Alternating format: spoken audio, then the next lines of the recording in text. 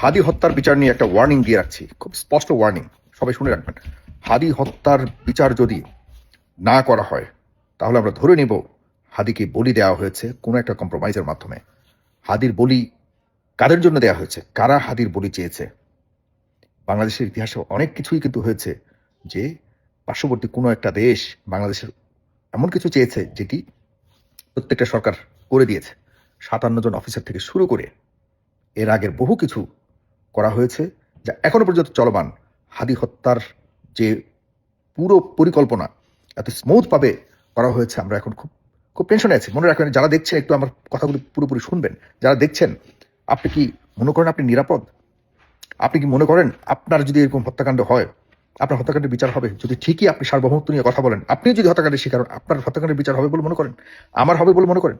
আমি আজকে আপনাদের সামনে বলে রাখছি, আমার যদি কিছু হয় তাহলে অবশ্যই একইভাবে আমি বলে রাখছি, যারা হাদিকে হত্যা করেছে তারাই আমাকে করবে, আর আমার হত্যাকাণ্ডের বিচারও হবে না। এভাবে এই দেশের সার্বভৌমত্ব চূর্ণ বিচূর্ণ হয়ে যাবে, কিচ্ছু হবে না। কি মানে, আমরা আমরা দেশের আমাদের দেশের সার্বভৌমত্ব যদি আমরা রক্ষা করতে না পারি, ভাই এই দেশের নাগরিক হয়ে কি বা আমরা আদায় করতে পারলাম বলুন? 71 গেছে, 71-এর পবিত্রতা আর একাত্তরের কমিটমেন্ট, লাখো শহীদের জীবনের বিনিময়ে যে বাংলাদেশ পেয়েছি, তাদের বিনিময়ের যে বিনিময়, তাদের জীবনের বিনিময়ের যে দেশ আমরা পেয়েছি, সেটির জন্য যে তাদেরকে আমরা বিনিময়ে তাদের ঋণ শোধ করবার জন্য যা করবার কথা ছিল করতে পারিনি। এরপর 24 এসছে, মাঝে 90 ছিল। 24-এ ভয়ঙ্কর একটা যুদ্ধের মতো অবস্থার মাধ্যমে এই দেশ নতুন করে ভেবেছিলাম আমরা গণতন্ত্রের পথে সার্বভৌমত্ব এবং নিজের স্বাধীনতাকে অক্ষুণ্ণ রেখে সামনে এগিয়ে যেতে পারবো, পারিনি।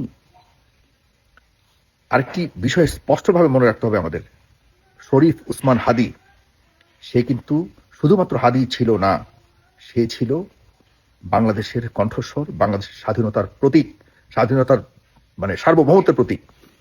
এটাতে যে অন্য কোনো দেশের শক্তির ইশারা ছিল এবং বাংলাদেশের প্রশাসনিক সহায়তা ছিল, এর পরবর্তীতে তাকে ঘিরে যত কিছু হয়েছে, এর মধ্যে আরেকটি উল্লেখযোগ্য বিষয় আপনাকে মাথায় রাখতে হবে, সেগুলো শিখ ইন্টারন্যাশনাল, ভারতীয় শিখদের যে ইন্টারন্যাশনাল কমিউনিটি রয়েছে, তারা কিন্তু এটিকে পিক করে তারা কিন্তু ভারতীয় যে বর্তমানে হিন্দু সরকার রয়েছে, বিজেপি সরকার, সেই হিন্দু সরকারের বিরুদ্ধে তারা বিভিন্ন দেশে প্রটেস্ট করেছে।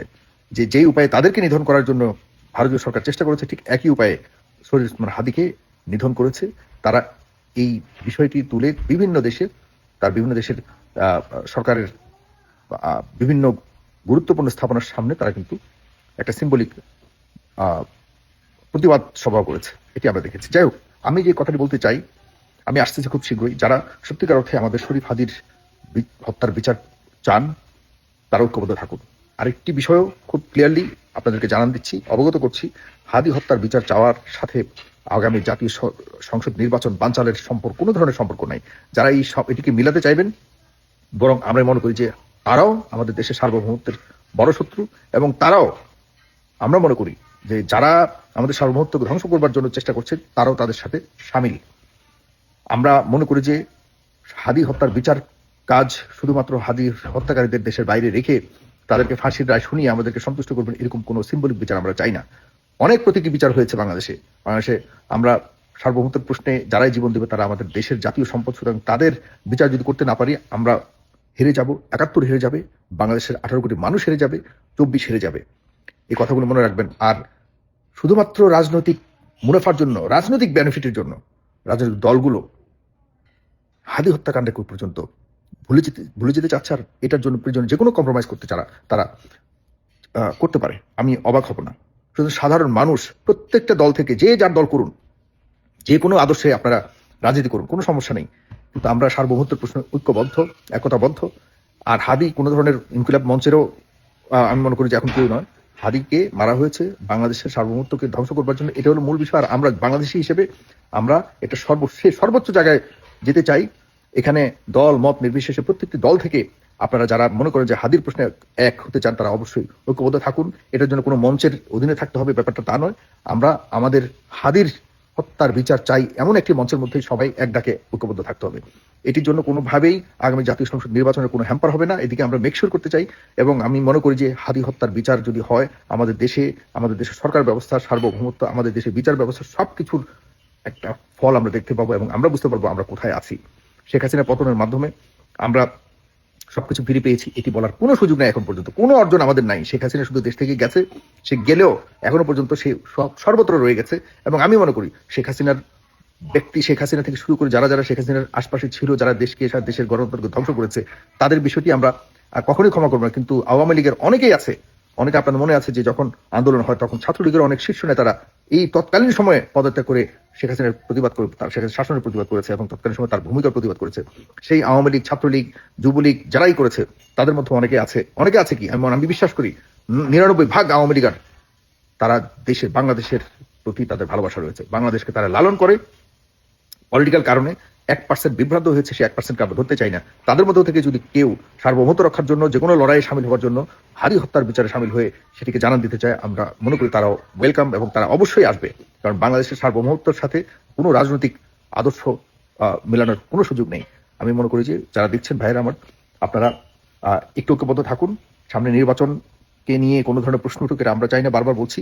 আর সব ধরনের ষড়যন্ত্রকে পাশ কাটিয়ে আমরা হাদি হত্যার বিচার অবশ্যই হত্যাকারীদের বাংলাদেশে এনে বিচার করতে হবে। এর জন্য সরকার যাবতীয় যত কিছু প্রয়োজন তা করতে হবে। এই জায়গায় সরকারকে একটা কমিটমেন্টে আনতে হবে এবং খুব দ্রুত। কারণ আমরা চাই না হাদি হত্যার বিচারও যেন আবরার হত্যা থেকে শুরু করে যেমন যতগুলি এই পর্যন্ত বড় বড় চাঞ্চল্যকর হত্যাকাণ্ড হয়েছে বাংলাদেশ সার্বভৌমত্ব প্রশ্ন থেকে শুরু করে, কারোই কিন্তু বিচার ওই যে রায় কার্যকর করা যেটাকে বলে, এক্সিকিউট করা যেটাকে বলে, সে পর্যন্ত যায়নি। আমাদেরকে বারবার ধোকা দেওয়া হচ্ছে, আর আমরা ধোকা খেতে চাই না, আর কোনোভাবেই না। হাদি হত্যার বিচার যদি না হয়, বারবার বললাম, বাংলাদেশ হেরে যাবে। আপনি হারবেন, আমরা হারবো, বাংলাদেশের স্বাধীনতা হারবে, বাংলাদেশের সকল যত অর্জন আছে এই পর্যন্ত সবকিছু হারবে। ডক্টর মোহাম্মদ ইউনূস তো অবশ্যই হেরে গেছে, আর মাত্র 28 দিন। ডক্টর মোহাম্মদ ইউনূস, আপনি কতটা শক্তিশালী, আপনার সরকার তো, ক্যাবিনেট তো যাচ্ছে তাই, কিন্তু আপনার উপর নির্ভর করে এদেশের মানুষ, 18 কোটি মানুষ এখনো পর্যন্ত ঐক্যবদ্ধ ছিল। আপনি হাদিকে, আপনার অধীনে হাদিকে, আমরা যে হাদি চিল্লিয়ে চিল্লিয়ে আমাদের দেশের কথা বলতো, এই ছেলেটাকে আমরা হারিয়েছি। বিশ্বাস হচ্ছে না হাদি আমাদের মাঝে নেই। বিশ্বাস করুন, মনে হচ্ছে এই বুঝি হাদির কথা শুনতে পাবো। আমরা হাদিকে হারিয়ে ফেলেছি। এখন পর্যন্ত হাদির হত্যাকারীকে আমরা ধরতে পারিনি। যাই হোক, আমরা ঐক্যবদ্ধ থাকতে অবশ্যই হাদির হত্যা কেন, আর কোনো হত্যাকাণ্ড বাংলাদেশে হতে দেওয়া যাবে না। প্লিজ, ঐক্যবদ্ধ থাকলে যে কোনো শক্তিকে আমরা মোকাবেলা করতে পারবো।